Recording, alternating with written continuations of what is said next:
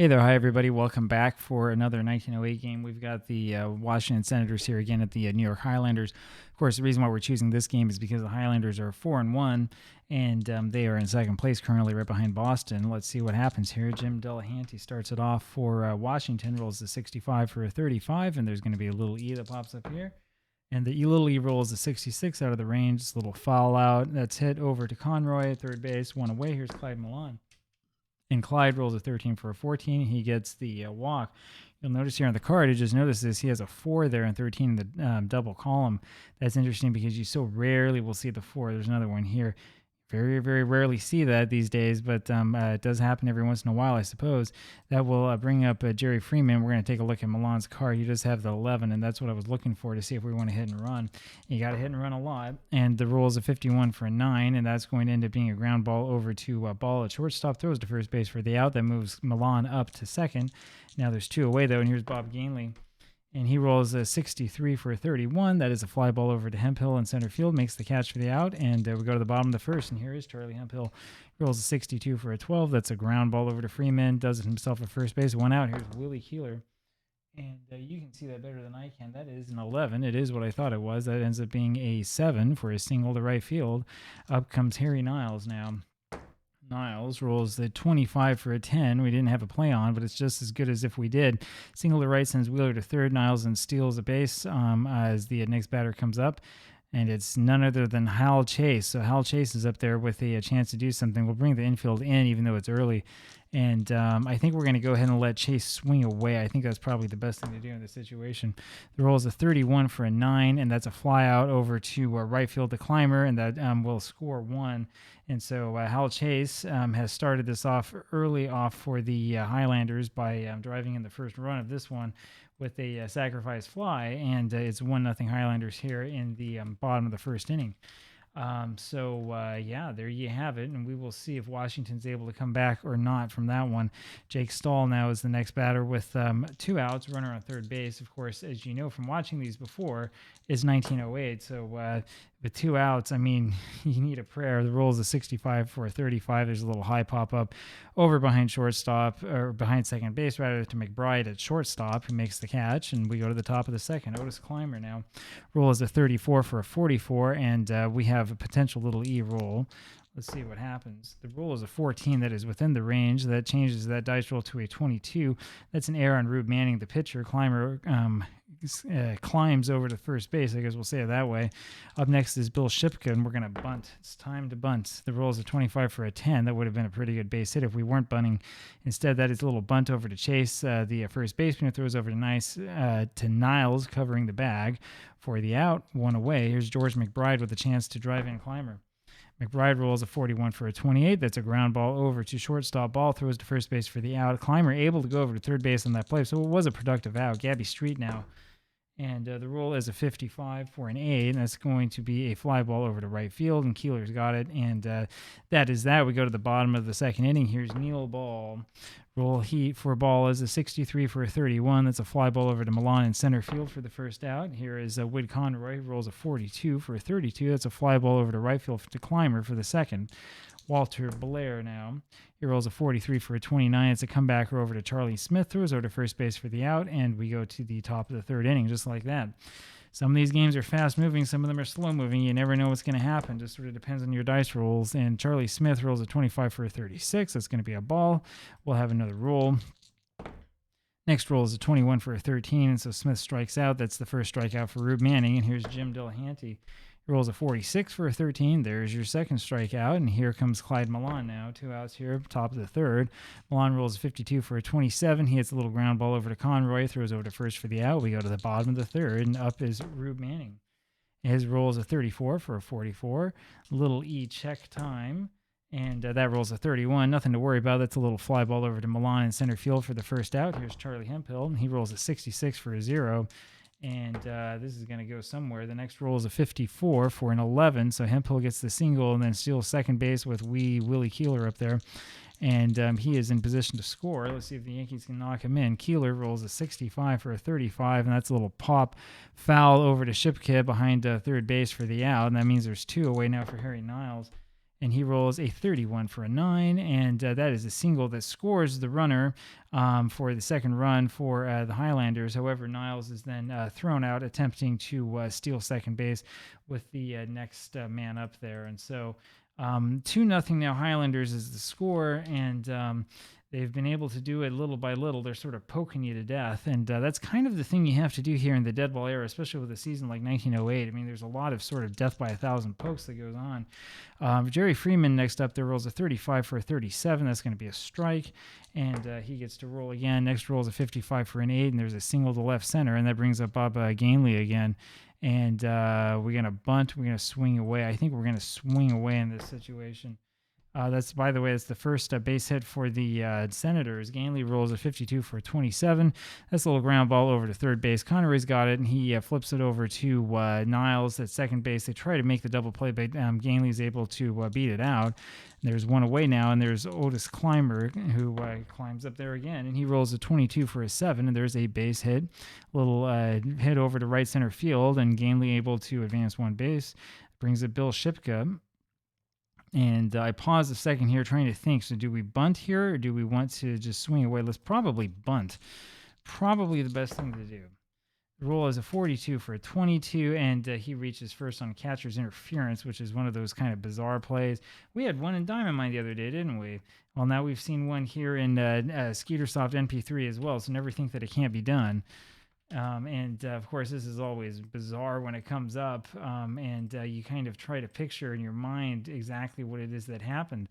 And so Shipka ends up on first base after the catcher's interference on that bunt, and it's George McBride now who's up there. And let's see what McBride can do. The roll is a 34 for a 44. That's going to be a fly ball over to center field, and Milan has it for the out. Unfortunately, the runners have to hold, and that's not the way you get them in, George. That was a pretty poor play, if I do say so myself. And I guess that's sort of typical of the Washington Senators of this era. I was going to say, the Senators did have Walter Johnson. I don't remember if 1908 was his rookie season. I've thought for a second he played in 1907, and he might have. I haven't looked this up beforehand. I do know, though, that we have to wait until June for Johnson to come along. Gabby Street now rolls a 24 for a 13, strikeout, and you can just forget about the whole thing. So the Senators in that inning loaded the bases on a very, very unusual play, and then couldn't do anything. They only had one out, couldn't do anything to send the runner home. And you can just forget about the whole thing. It was a complete waste almost of an inning. And we go to the bottom of the fourth, and here comes Hal Chase again. Hal Chase has the one RBI, 0 for nothing because that was a sacrifice fly. Rolls a 64 for a 29. It's a comebacker to Charlie Smith, who throws to first base for the out. One away. Jake Stahl now. He rolls a 63 for a 31.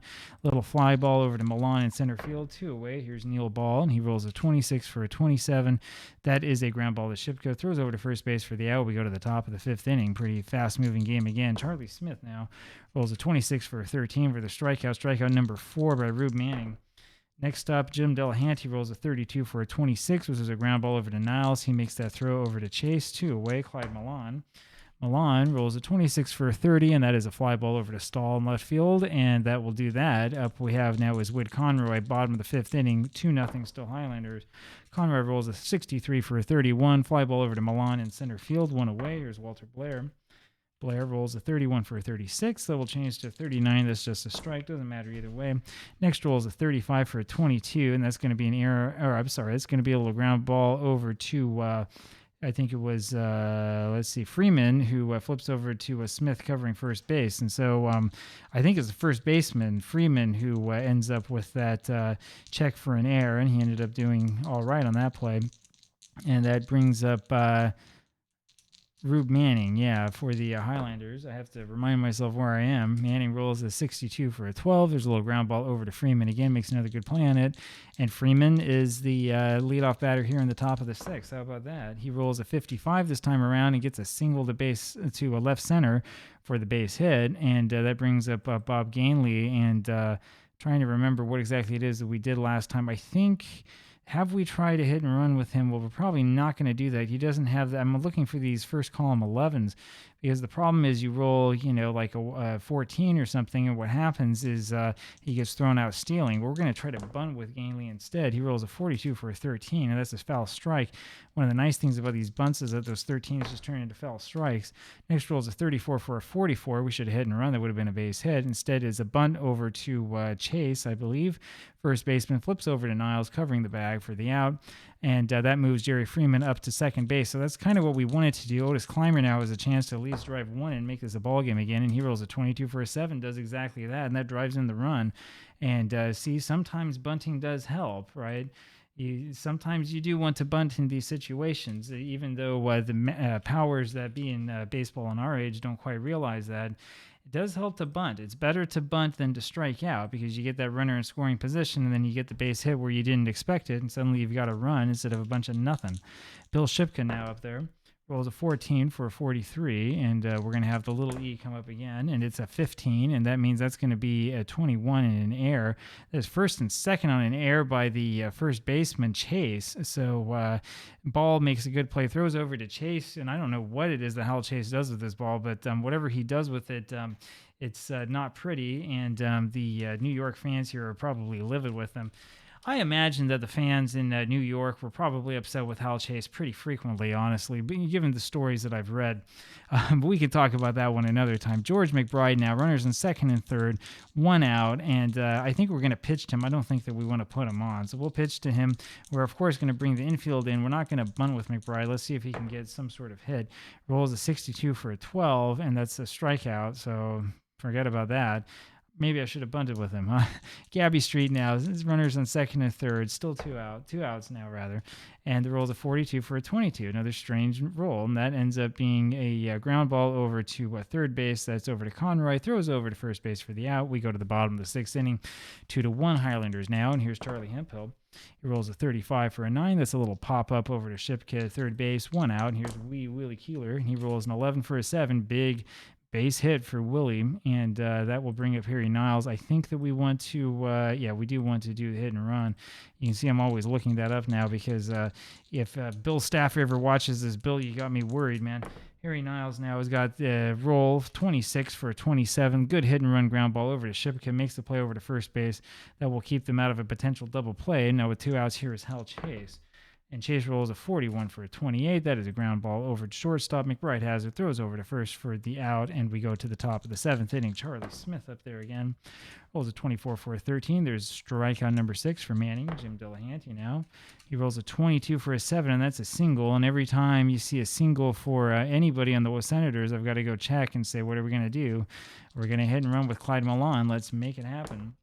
Only hit number 5 of the game for Washington, and the good hit and run ground ball over to Ball, and he throws over to first base for the out. Delahanty's already there at second base, breaks up the double play. Jerry Freeman now 2 outs, and he rolls a 62 for a 12, and that's a strikeout, and we go to the bottom of the 7th inning. So the Senators just cannot push one over, and the Highlanders can't seem to get another one. Jake Stahl now rolls a 44 for an 8. There is a base hit for him, but he's thrown out, caught stealing because of the little C. Neil Ball now, and I do want them to try to steal. Ball rolls a 16 for a 26. That is a ground ball over to Delahanty, and he throws over to first base. 2 away. Here's Wade Conroy. He rolls a 56 for a 34. That is a pop-up over to McBride, the shortstop, and we go to the top of the 8th, and here's Bob Gainley. Bob rolls a 21 for a 30. That's a fly ball over to Stahl in left field. There's 1 away. Otis Clymer now rolls a 23 for a 32. Fly ball to wrong team. To Keeler in right field, 2 away. And there's Bill Shipka. He rolls a 55 for a 9. That's a little pop out over to Conroy. Woods got it, and we go to the bottom of the 8th. Walter Blair is now the batter. Pretty fast, isn't it? And Blair rolls a 44 for an 8, and there's nothing to worry about. No little C's, no nothing. And that brings up Rube Manning, and you know that we're going to bunt with Rube. Rube rolls a 61 for a 13. That's a foul strike. We're going to bunt with him again. We're going to take that thing off. I don't care if he wants to steal. Rolls a 53 for a 21. What kind of result is this? So there's a bunt over to the pitcher who takes it to the bag himself? I'm really confused about this play. Can somebody explain to me what happened here? I've never in my life seen that. I'm having kind of a hard time picturing what happened. I guess what happened is, I'm sorry, this is 8. I'm guessing what happened is Charlie Smith made the play on his own and saw that nobody was covering the bag, and so he ran over and tagged him in the baseline, I guess. I don't know. I don't think I've ever seen a bunt turn into the pitcher making an unassisted play at first base.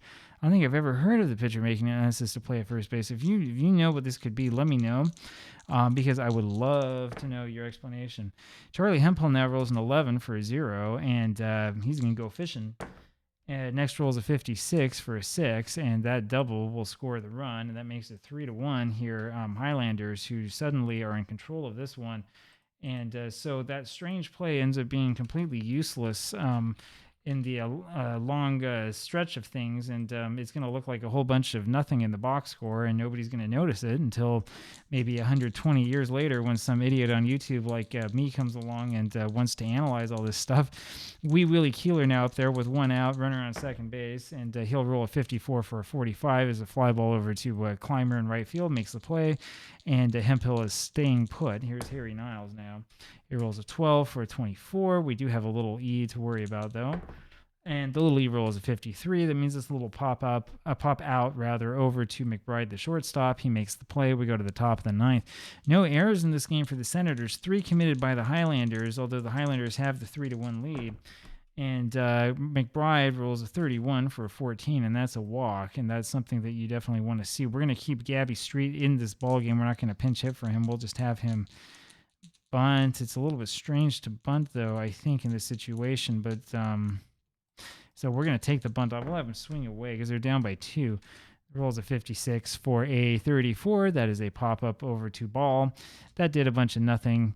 We're going to pinch hit here for Charlie Smith. Sorry, it was Gabby Street that we just had. Charlie Smith is the one we're going to take out. We're going to use John Warner because I always look at the on-base percentage. You can look at either one that you want. Honestly, it doesn't matter that much. You could use a pitcher here if you wanted because none of these guys can hit anyway. I mean, 1908 is like if both teams had nothing but pitchers out there, or hitters like Spike Owen, in the 80s, or guys like that. Mendoza, right? If every team had nobody but Mendoza, then you have 1908. John Warner now rolls a 35 for a 42. He's hit by the pitch, and suddenly this game that I thought was going to come to a routine ending suddenly is turning into something interesting. As Warner is hit by the pitch, there are now runners on first and second, still with only 1 out, and that brings up Jim Delahanty, who's 1 for 4 today. And do we put a play on? Do we bunt? Probably not, since we're down by 2. Bunting doesn't help much. I'd rather have Delahanty up there swinging the bat than Milan. So let's let Delahanty swing the bat. You worry about the double play, but remember, we're not playing in 1949. This is 1908. This is kind of back to relative normality. Plus, Skeetersoft is a little bit better designed with double plays than Diamond Mine is. That's another problem. Roll who is an 11 for a 0. Oh, baby. What's going to happen in this one? Next roll is a 25 for a 2. There's a triple. That would... so this is one of the things that always drives me nuts, right? Just as a player of the game, man, that 2, if that was a single column 2, that would have been a home run. And boy, that would have been a story for you. But instead, it's just a triple for Jim Delahanty. Oh, how inconvenient that is. And so Delahanty drives in 2 with a big triple, and that is going to tie the ball game. And this game, which I thought was going to be pretty routine, has turned into something really exciting. And now the Highlanders have to bring the infield in, and Milan is not going to bunt. He's going to swing away. I've decided that. No need to bunt with him. And he rolls a 26 for a 30, and that's a little fly ball over to Stahl, the left fielder, and that is the way the cookie crumbles. 2 outs now, and that was a very I think unfortunate at bat there by Milan. I really kind of wish that something more exciting would have happened than that. Brings up Jerry Freeman, who's hitting in the third position there. He's hitting 333 here in the young season. Has some power, has the ability to get on base. You just need something from him. And the roll is a 16 for a 26, and that's a little ground ball over to Niles. Makes the throw over to first base for the out. We go to the bottom of the 9th inning, tied at 3. Hal Chase, baby. Hal Chase rolls 31. Oh, wait. Apologies. We are going to undo this roll, and the reason why is because I forgot that I've had a pinch hitter. The game probably reminded me of this, and I'm so eager to see what's going to happen next in this one that I just completely ignored everything that was going on. Question is, do we put in Cates? Do we put in Burns? Let's put in Cates, I think. I don't think that I have him as a starter. I might have him as a starter. I don't know. We're going to roll this again now that we've got the pitching change, so things will be fair. So we will not roll the 31. Instead, we're going to roll a 62 for Chase. Ends up being a 12, and there's a little E-roll. Little E-roll is a 31, and there's a little ground ball over to Freeman. Makes the play himself at the bag. One away, and here's Jake Stahl. He rolls a 15 for an 11, and that is a single, and Stahl then steals second base. And this is one of the reasons, by the way, why you don't necessarily want to always take off that no steal after plate appearance. It's true, especially with the dead ball era seasons, that you can end up getting yourself into trouble because guys will try to steal bases and then they get thrown out. But when they do steal successfully, you're going to feel like you're king of the world. That brings up Neil Ball, and the only thing that matters at this point is that runner on second base. This is the reason why you should learn how to bunt, because in a situation like this, it might be better to take Mr. On-base percentage of 282 and bunt him and sacrifice his at-bat. Of course, he rolls a 13 for a 14, which means that he walks, and so the question is completely moot, as Eli Cates has really struggled here in the short amount of time that he's been on the field. So Ball ends up getting the walk here in the bottom of the ninth inning, and there we go. We want to make sure that we put this in the right place, and we do. And that's going to bring up Wood Conroy. Wood Conroy, we're going to bunt with, of course. Wood Conroy is one of these players I've been very interested in. I've been meaning on doing a biography of him. I'll be straight with you because I don't know how many people are going to watch this video this late into it. I've actually stopped with Wood Conroy for the time being because I wanted to sort of set the scene about the American and National League in 1901 and 1902 and players moving back and forth. Conroy is interesting because he's one of the few players that moved from the American League to the National, and there are allegations that he may have been a spy for the American League when he was with, I think it was with Pittsburgh in 1902. Lots of stuff to talk about him, and here I did say he was bunting, and he is bunting. He rolls a 66, which is an awful thing to roll when you're bunting. And the second roll for him is a 43 for a 6. And so what would have been a game-winning double is now changed into a little bunt over to Shipka, who throws over to first base to Delahanty for the out. Now, you might look at that and say, oh, man, that's awful. You know, they would have won everything, blah, blah, blah. If we're playing this game realistically, we're trying to play it the way that it was actually played in 1908, you would absolutely bunt in that situation. There's no question about it. That brings up Walter Blair, and then the question here is, do we pinch hit for Blair or not? We do have Kid Elberfeld, who has the ability to get a hit. We could put in either Kleinau or Sweeney. I probably would put in Jeff Sweeney afterwards. So let's do that. Let's do a pinch hitter with Elberfeld. Give ourselves a little bit of a better chance to maybe drive one home. Elberfeld is known as a pretty good, fairly good hitter, though he's 0 for 3 so far in this replay. And he does have an RBI, though, but here he rolls a 16 for a 28, and that ends up being a ground ball over to McBride, throws over to first base for the out. We go to the top of the 10th. And so, despite all of that excitement, because I bunted, doing probably the wrong thing, Wood Conroy is not able to make the play, which is so unfortunate because that means that we get to go to the 10th inning and you get some extra baseball. So we're going to have a Jeff Sweeney come in here in the lineup. We'll just have him stay here as catcher, and he does. We go here to the top of the 10th inning as Bob Gainley now against, again, Rube Manning, who's still in there, been in there for a while. Gainley rolls a 32 for a 26. It's a ground ball to Niles. Throws over to first for the out. One away. Here's Otis Clymer. He rolls a 26 for a 27, which is a ground ball over to third base to Conroy, who makes the play to first. 2 away. And Bill Shipka now rolls a 54 for a 45. And that is a fly ball over to Keeler in right field, and he is out. And that brings up Rube Manning. And I kind of want to do a little bit of vote. You know, do we keep Manning in? Do we take him out? Let's keep him in. The rule for Manning is a 22 for an 8, and that's exactly what you want to see happen. The pitcher leads off the bottom of the 10th inning, and this is still the starter, by the way, leads off the bottom of the 10th inning with a clean base hit to left center, and that's the way you get it done. I don't want to hear any of this stuff about the designated hitter, man, because I think that it's good for us to have outcomes like this where the pitcher ends up doing something exciting. And here's Charlie Hemphill. I'm not even going to worry about the hit and run because there's no 11s on Manning's card. Of course, I say that I hesitate a little bit because I'm trying to count 31s. There's only the 2, so let's just swing away.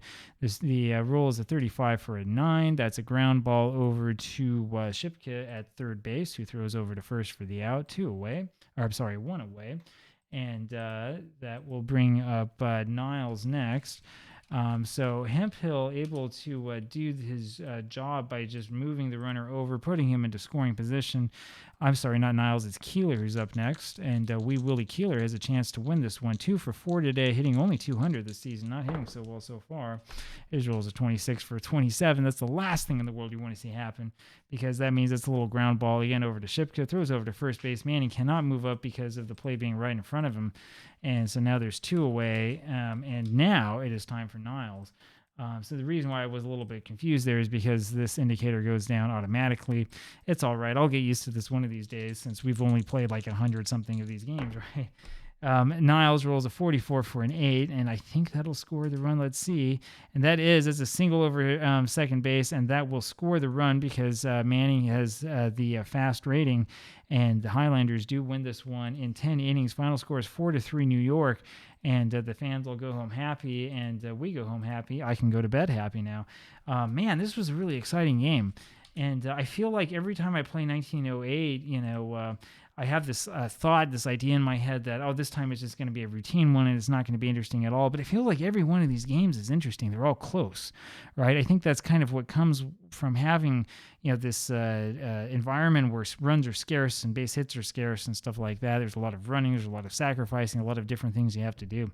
Anyway, I hope you enjoyed that. There's a lot of different choices we have to make. The Senators with the big 2-run comeback in the top of the 9th inning, and it's just not enough. Highlanders get 1 to win it in the bottom of the 10th. Both teams had a lot of chances to score in this one, and I'm going to tell you, you're going to read about this game. This was exciting. I will see you tomorrow with another one of these. Talk to you then. Bye.